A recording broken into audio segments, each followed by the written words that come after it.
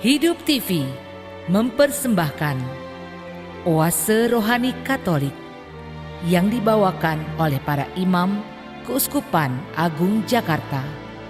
Selamat menyaksikan.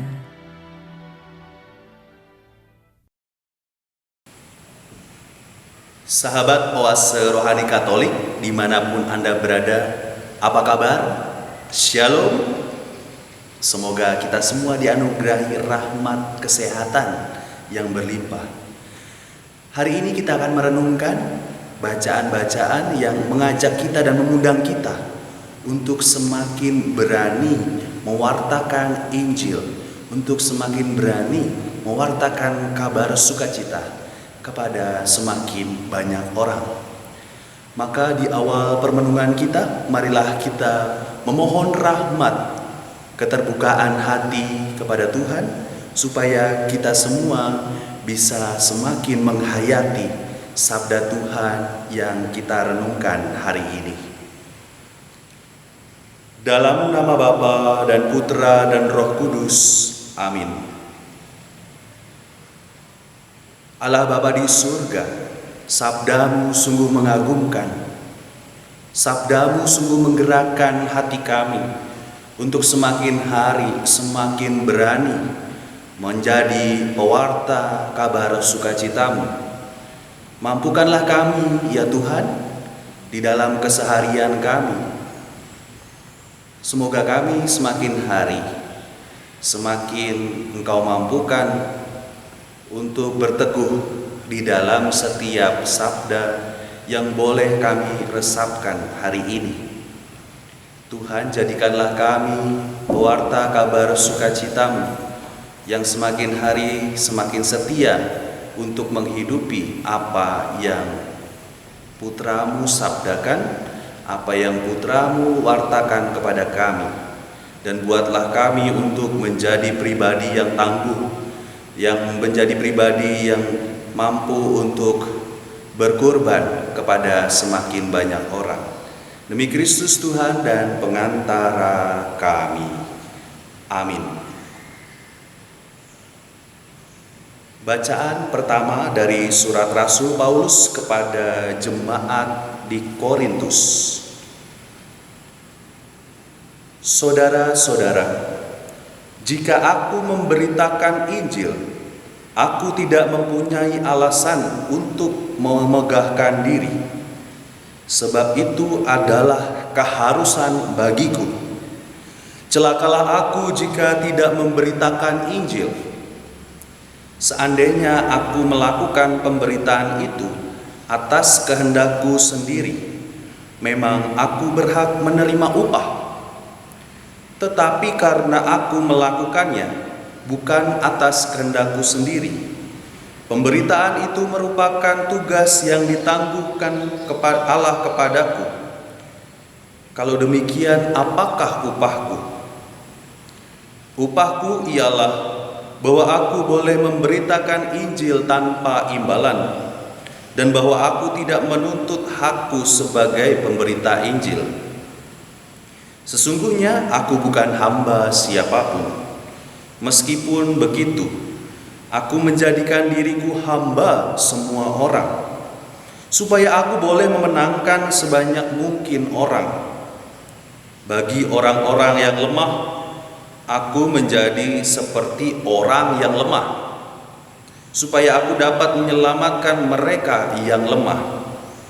Bagi semua orang, aku telah menjadi segala-galanya, supaya sedapat mungkin aku memenangkan beberapa orang dari antara mereka. Segala sesuatu ini aku lakukan karena Injil, supaya aku mendapat bagian di dalamnya. Demikianlah sabda Tuhan. Syukur kepada Allah.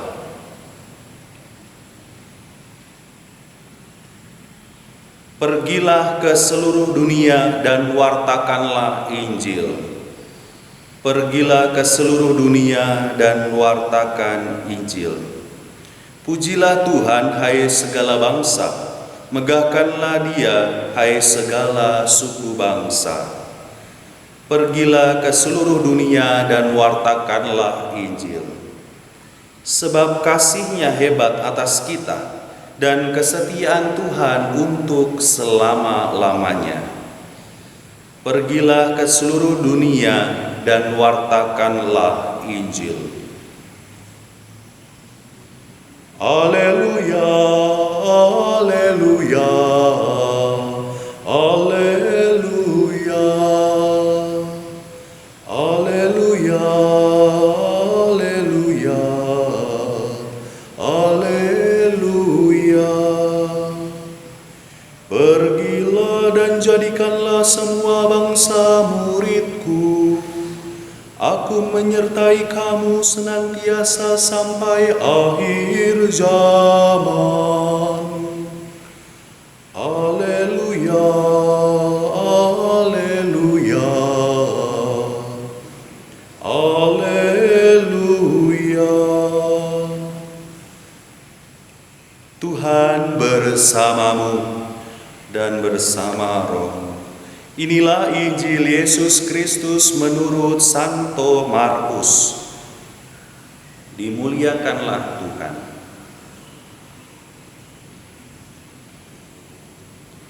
Pada suatu hari Yesus yang bangkit dari antara orang mati menampakkan diri kepada ke-11 murid dan berkata kepada mereka, "Pergilah ke seluruh dunia, beritakanlah Injil kepada segala makhluk.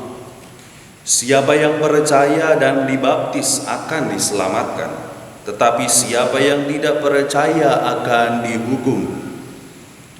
Tanda-tanda ini akan menyertai orang-orang yang percaya. Mereka akan mengusir setan-setan demi namaku.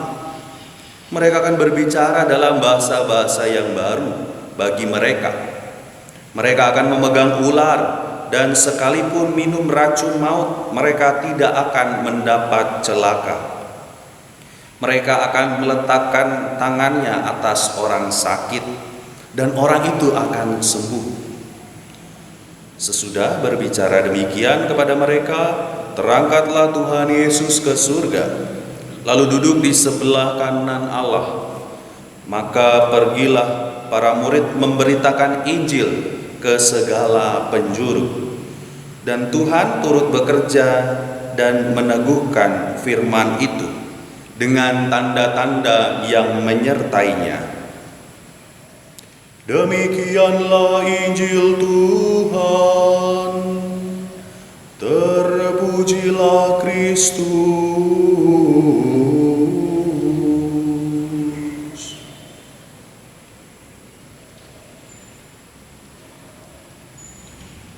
Sahabat Oase Rohani Katolik yang dikasihi Tuhan dan mengasihi Tuhan, bacaan yang pertama dari surat Rasul Paulus kepada jemaat di Korintus mengajak kita semua untuk semakin memiliki semangat, semakin memiliki pengorbanan, sekaligus juga penyerahan diri ketika kita mendapatkan perutusan di dalam hidup kita. Kalau kita melihat konteks jemaat Korintus, mereka sudah berusaha hidup menurut Injil. Jemaat Korintus ini sangat kental dengan multi etnis, multikultural, dan tidak jarang dalam situasi masyarakat seperti ini timbul masalah yang tetap ditemukan di dalam jemaat atau juga masyarakat modern saat ini, di mana bercampur suku, bangsa, budaya. Kita semua hidup di negara tercinta kita, Indonesia. Kita hidup di dalam juga masyarakat yang multi etnis, multikultural. Kita hidup di lingkungan yang beragam. Maka situasi jemaat Korintus bukanlah sesuatu yang jauh dari kita.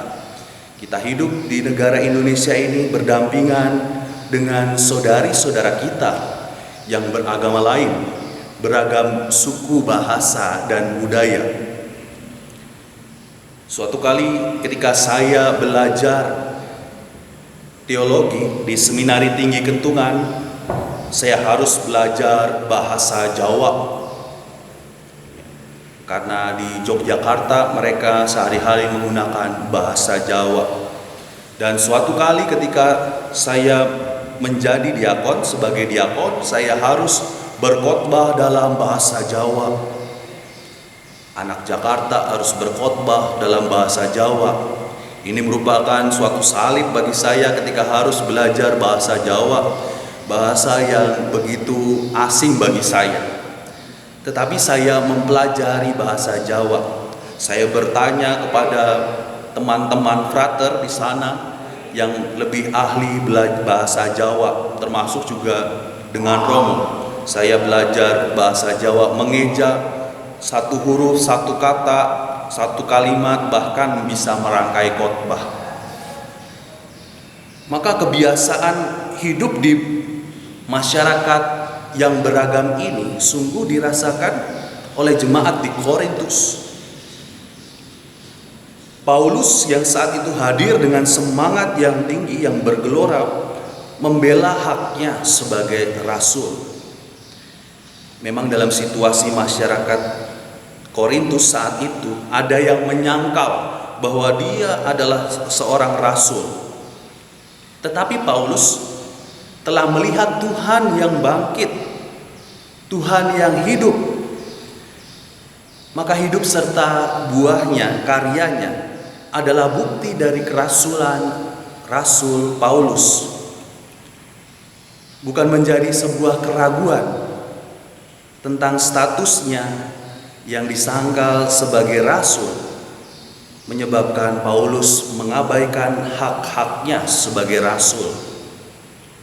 Maka Paulus sungguh menghidupi semangat kerasulannya sekalipun orang berkata yang lain. Maka ia memperjuangkan bukan soal nafkah ketika ia harus memberitakan Injil, bukan soal imbalan ketika ia harus mewartakan kabar sukacita yang ia terima. Maka Rasul Paulus sungguh di dalam situasi yang tidak mudah, ia tetap mewartakan dan menunjukkan tugas-tugasnya sebagai seorang rasul. Paulus sungguh menanggung kebutuhan kehidupannya sendiri. Maka bagi dia imbalan, pahala, nafkah tidaklah penting. Paulus mewartakan Injil tanpa menerima imbalan. Dan Paulus juga memperjuangkan kewajiban sebagai seorang rasul. Ia begitu berpikir bahwa ia berkhotbah, ia mewartakan Injil lebih daripada mendapatkan uang. Dan ia juga memberikan kesaksian bahwa ini bukanlah rintangan sebagai seorang beriman. Maka Paulus kepada jemaat di Korintus dengan bangga dan bersemangat menceritakan penghayatannya atas tugas pengutusan yang diembannya. Paulus menghayati tugas untuk mewartakan Injil yang ia jalani sebagai bagian dari penyerahan dirinya. Bagi Paulus, mewartakan Injil adalah suatu kewajiban, sekaligus panggilan dirinya yang sangat mendasar. Maka ia boleh bersyukur ketika mengatakan, aku boleh memberitakan Injil tanpa imbalan. Celakalah aku jika aku tidak memberitakan Injil.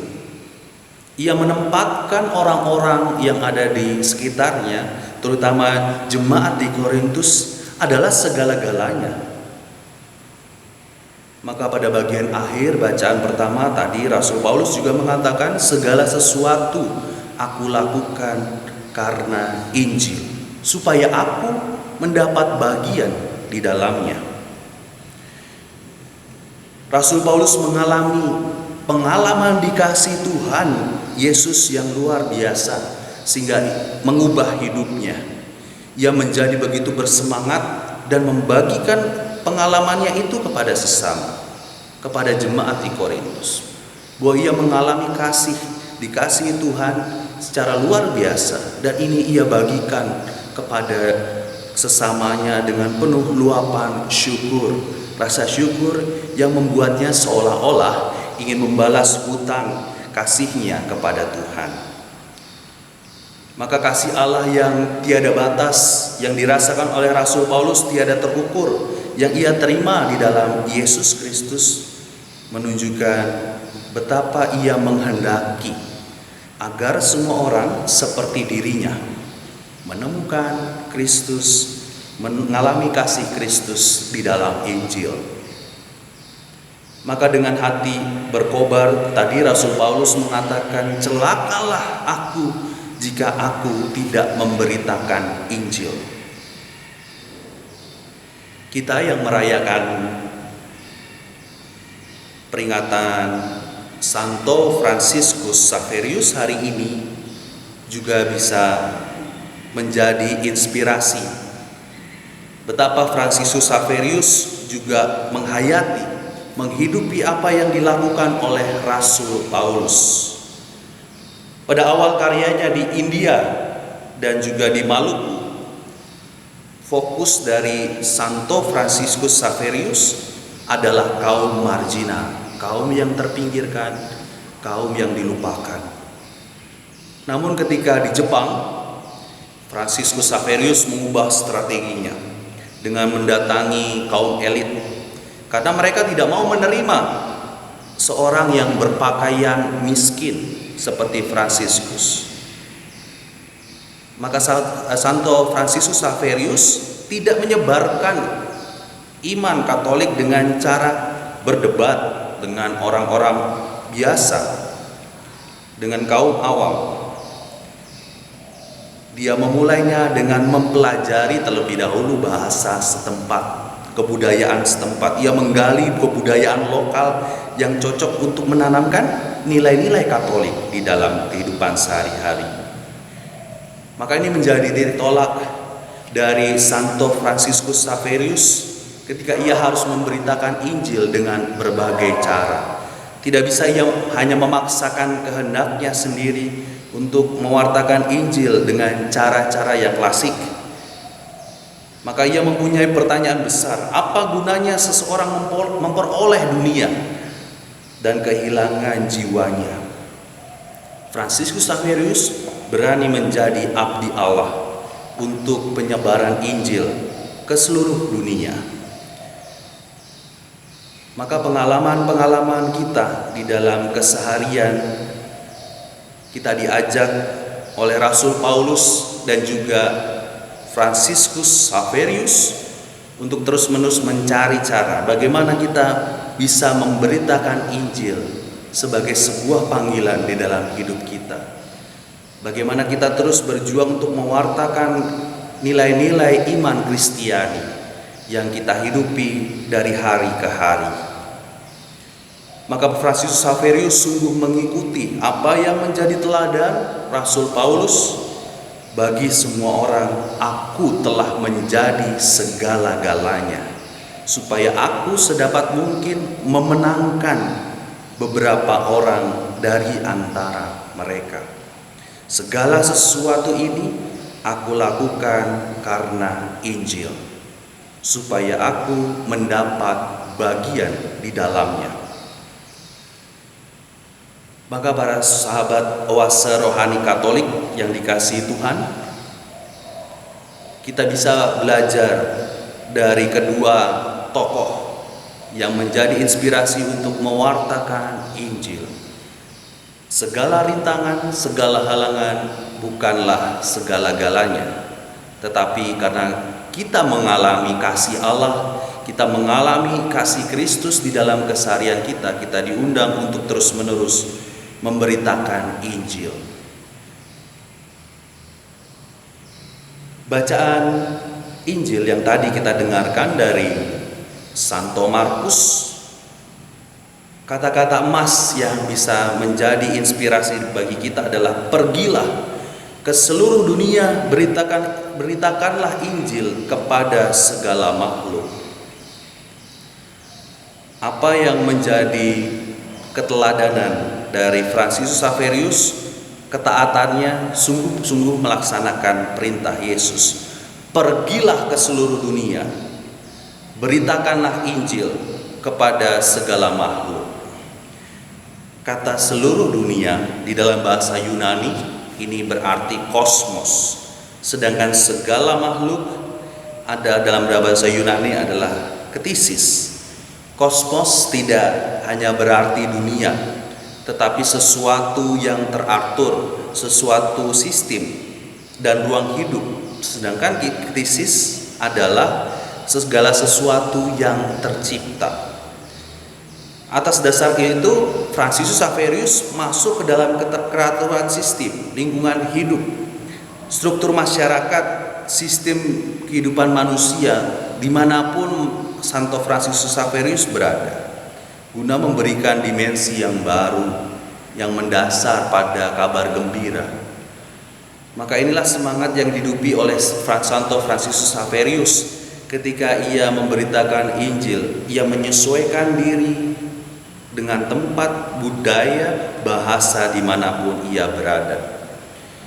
Dan sungguh kepada jemaat, kepada umat yang ada di sana, Allah sungguh hadir dalam kehidupan manusia melalui pribadi Yesus Kristus yang telah wafat, bangkit hingga naik ke surga bagi kita manusia. Maka Yesus di dalam bacaan Injil hari ini juga berbicara sangat terbuka tentang tugas-tugas yang harus dijalankan oleh kita para pengikutnya. Setelah beberapa kali ia menampakkan diri sebelum kenaikannya ke surga, Yesus mengutus para muridnya untuk memberitakan Injil ke seluruh dunia. Ia berkata, pergilah tadi ke seluruh dunia, beritakanlah Injil kepada segala makhluk. Di samping itu, Yesus juga mengatakan bahwa ada tanda-tanda yang akan menyertai orang-orang yang percaya. Bicara dalam bahasa baru, bisa memegang ular, minum racun maut, dan mereka meletakkan tangannya atas orang sakit dan orang sakit itu menjadi sembuh. Pada zaman itu mukjizat-mukjizat memang diperlukan untuk meneguhkan iman orang-orang. Namun sekarang ini iman seseorang, iman kita juga sudah semakin diteguhkan. Maka mukjizat-mukjizat sebetulnya tidak lagi diperlukan. Kita bisa melihat di tengah situasi yang kita hadapi saat ini, kesembuhan juga terjadi tidak selalu dengan mukjizat, tetapi kita juga bisa melihat bagaimana perjuangan perawatan para tenaga medis, para dokter yang membantu para pasien COVID-19 ini. Mereka juga mengalami kesembuhan berkat campur tangan dari para tenaga ahli yang ada di sekitarnya. Maka tanda-tanda ini adalah kemampuan yang dikaruniakan Tuhan kepada siapa saja yang berani. Kata kuncinya adalah berani untuk memberitakan Injil. Allah selalu memberikan kemampuan yang berlipat ganda kepada siapa saja yang mampu untuk memberikan diri untuk mewartakan Injil. Maka perutusan kita, entah di dalam pekerjaan, karya pelayanan, atau keluarga kita masing-masing, marilah kita semakin yakin dan percaya bahwa kita selalu dilengkapi oleh Allah dengan segala pernak-perniknya. Kita selalu dilimpahi oleh senjata rohani yang semakin dikuatkan oleh Allah sendiri. Allah tidak akan meninggalkan diri kita berjalan tanpa apa-apa. Ketika Ia mengatakan pergilah ke seluruh dunia dan wartakanlah Injil, beritakanlah Injil kepada segala makhluk. Maka sebagai pengikut Yesus, sahabat oase rohani Katolik, kita secara otomatis mengemban tugas pengutusan tersebut. Yesus mengutus kita untuk mewartakan kabar baik, kabar sukacita kepada orang yang kita jumpai sehari-hari. Menjadi penting bahwa di dalam mengikuti Yesus, hanya perbuatan baik saja tidak cukup. Kita harus mendengarkan setiap hari panggilannya, pengalaman kasihnya. Yesus sendiri yang sungguh mengenal kita dan mencintai kita sepenuhnya. Maka ia menuntun kita untuk memasuki kehidupan yang lebih dalam. Di dalam salah satu homilinya, Bapak Suci kita, Paus Fransiskus, mengajak kita semua sebagai orang Katolik untuk menerima sabda Tuhan setiap hari dengan dua cara sederhana. Pertama, dengan mendengarkan homili dan dari imam dan merenungkannya. Kedua, ada cara yang bagi saya sangat khas dan sangat unik yang dikatakan oleh Bapak Suci kita. Pertanyaannya begini, apakah aku dapat memperhatikan hal berikut? Yang ia gambarkan adalah apakah aku dapat membeli kitab Injil yang kecil, yang murah, dan menaruhnya di kantongku, di tasku, dan sewaktu-waktu aku dapat mengeluarkannya ya sepanjang hari dan membaca satu perikop untuk menemukan Yesus di sana. Jadi ajakan Paus Fransiskus ini sangat sederhana. Sejauh mana kita menggunakan berbagai cara untuk menghidupi, mengenal sabda Tuhan dengan cara-cara yang sederhana. Misalnya sekarang ini di HP atau di gawai para sahabat oase rohani Katolik, apakah sudah kita selalu membuka sabda Tuhan setiap pagi, setiap malam, atau kita mempunyai buku tadi yang digambarkan oleh Paus Fransiskus, buku kitab suci yang kecil yang bisa kita bawa kemana-mana, sehingga kita juga bisa kapanpun dan dimanapun membuka kitab suci itu untuk merenungkan sabda Tuhan. Ini suatu ajakan yang sederhana supaya kita tidak melulu hanya memfokuskan diri kita kepada pekerjaan-pekerjaan yang selalu menyibukkan kita dan melupakan kita akan kasih Allah. Kita diajak untuk berani menghidupi Injil yang kita renungkan, berani untuk mewartakan Injil dengan cara-cara yang unik, sehingga kita semakin menjadi pengikut Kristus yang setia, yang mau berkorban bagi siapa saja. Maka permenungan ini kita akhiri dan kita tutup dengan doa.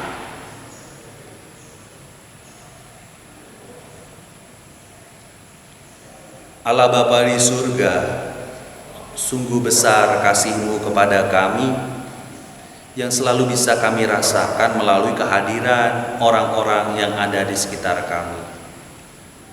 Lebih daripada itu, sebagai umat beriman, kami menyadari bahwa sabda-Mu ada di dekat kami, Injil-Mu ada di dekat kami, sehingga mampukanlah kami untuk berani membuka, berani membaca dan merenungkan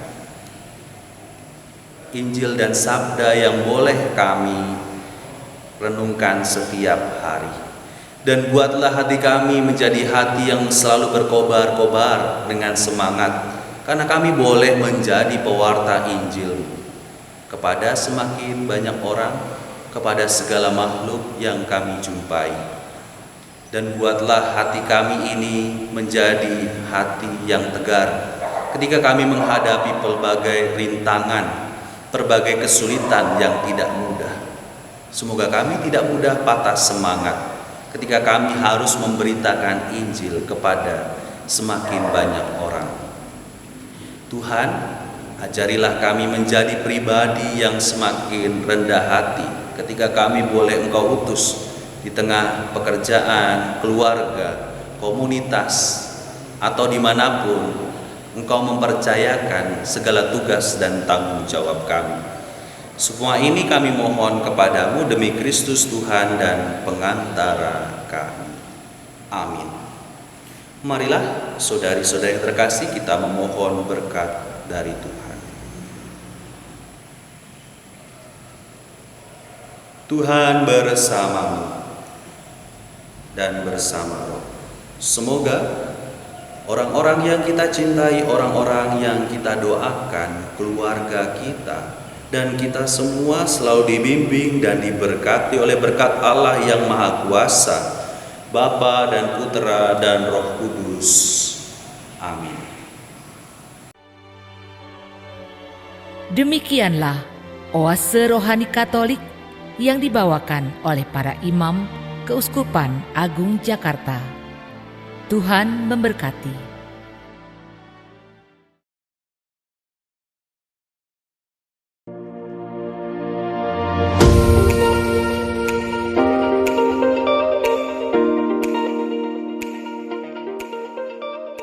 Saudari-saudaraku, umat Katolik Keuskupan Agung Jakarta yang terkasih, kita semua tahu dan mengalami bahwa kita, masyarakat kita, bangsa kita, bahkan seluruh dunia sedang berada dalam keadaan prihatin, bahkan cemas, karena tersebarnya wabah virus corona COVID-19 dengan segala akibatnya di dalam berbagai bidang kehidupan. Meskipun demikian, saya mengajak saudari-saudara sekalian untuk tidak panik, untuk tidak cemas berlebihan, seperti anjuran para pemimpin bangsa kita. Kita berharap dan yakin semuanya akan menjadi baik kembali. Kita berterima kasih kepada para pemimpin bangsa kita yang pasti akan terus berusaha sekuat tenaga untuk menghentikan tersebarnya virus corona ini dan mengatasi akibat-akibatnya. Kita berterima kasih kepada para tenaga kesehatan yang dengan tulus mengambil risiko membantu para penderita untuk penyembuhan mereka. Kita berterima kasih kepada para profesional dalam berbagai bidang ilmu yang terus berusaha mengatasi masalah yang ditimbulkan oleh virus corona ini. Bagi kita, ini semua adalah tantangan kemanusiaan dan sekaligus tantangan iman. Kita doakan saudari-saudara kita yang menjadi korban dari virus ini. Semoga yang meninggal diterima dalam kemuliaan abadi, yang sakit disembuhkan. Mari kita doakan pula para pemimpin bangsa, tenaga kesehatan, dan semua yang dalam satu dan lain cara terlibat dalam memulihkan keadaan. Semoga Tuhan menganugerahkan kepada mereka semua yang perlu untuk menjalankan tanggung jawab mereka. Semoga keadaan ini mendorong kita semua untuk semakin dan terus bertumbuh dalam iman, persaudaraan, dan bela rasa. Keuskupan Agung Jakarta akan segera memberikan pedoman praktis, khususnya di dalam rangka peribadatan. Semoga Allah yang Maha Kasih menjaga dan melindungi kita semua.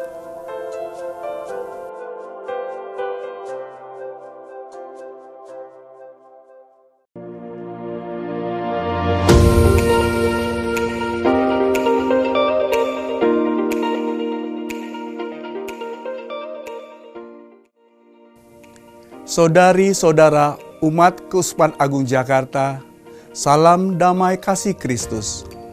Saya akan menyampaikan petunjuk praktis aktivitas gerejawi di Keuskupan Agung Jakarta untuk mencegah penyebaran dan penularan virus corona.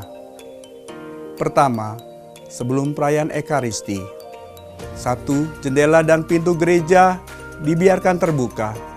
2. Bersihkanlah kursi dan tempat berlutut, meja altar, mik, buku dengan desinfektan.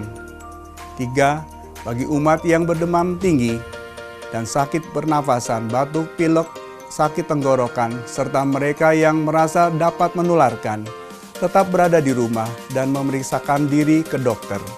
4. Sediakan dan minta umat untuk membersihkan tangan dengan hand sanitizer dan pemeriksaan suhu tubuh sebelum masuk gereja.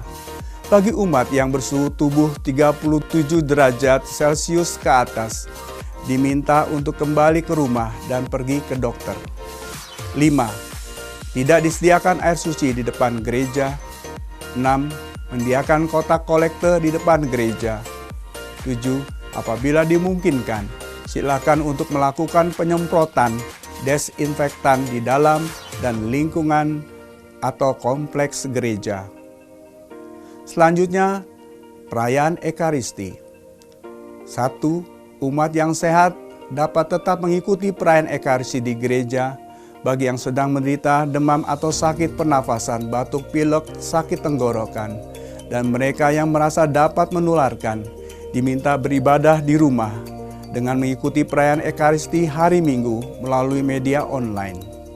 2. Umat cukup membuat tanda salib mengarah ke tabernakel. 3. Ekaristi diselenggarakan sesingkat mungkin, antara lain dengan ordinarium tidak dinyanyikan, lagu-lagu cukup pembuka, persembahan, dan penutup. Uang kolekte dipersembahkan di kotak-kotak pintu gereja sebelum masuk gereja dan tidak ada perarakan persembahan. Salam damai ditiadakan, penerimaan komuni hanya diperkenankan melalui tangan saja, dan berkat anak ditiadakan. Selanjutnya aktivitas pastoral. Pertama, rapat-rapat sebaiknya via online atau ditunda. Kedua, pertemuan-pertemuan di GKP atau kompleks gereja ditunda. Ketiga, paroki menyediakan bantuan sembako dan multivitamin untuk umat prasejahtera.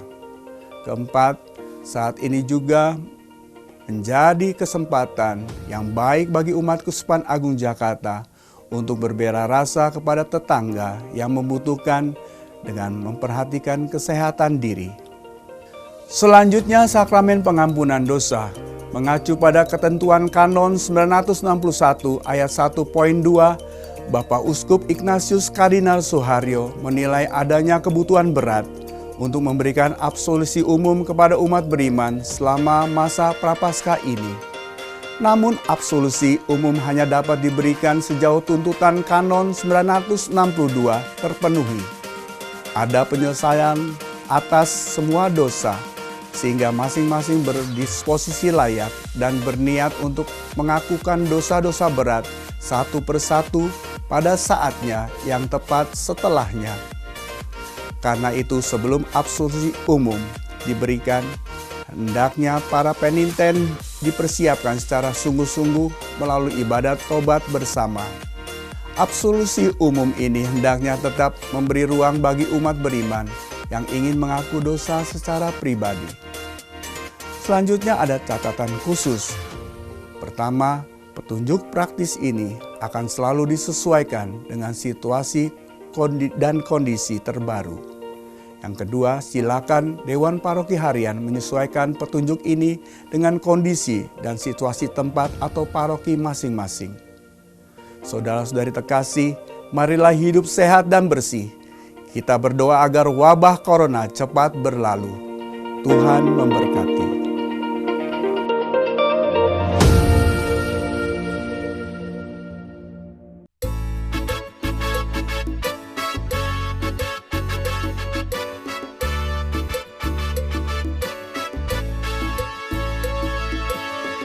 Kami menyanyi lagunya asli, la la la, la la la la la, sambil membawa sembahan kami.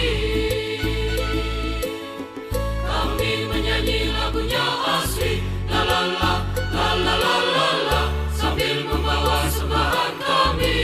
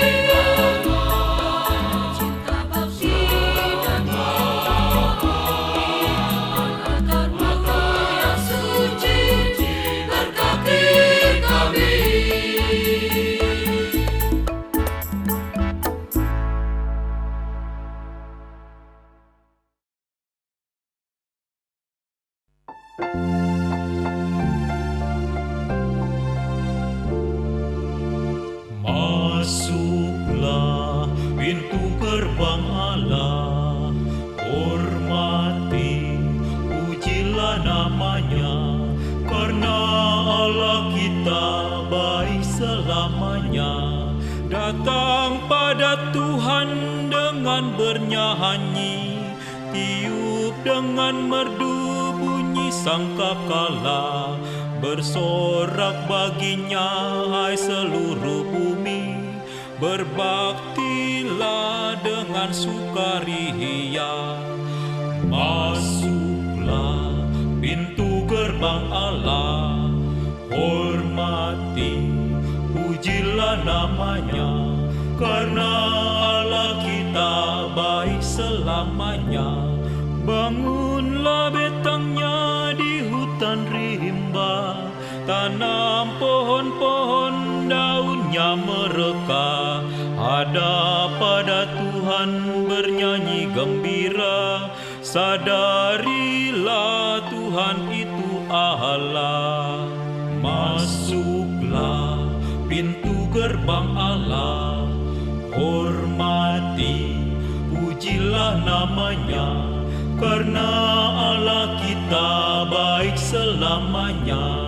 Cemara menjulang tinggi pohonnya, dahan telah patah gugurlah daunnya.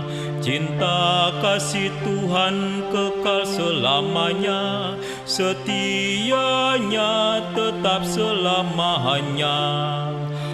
Masuklah pintu gerbang Allah, hormati, pujilah namanya, karena Allah kita baik selamanya.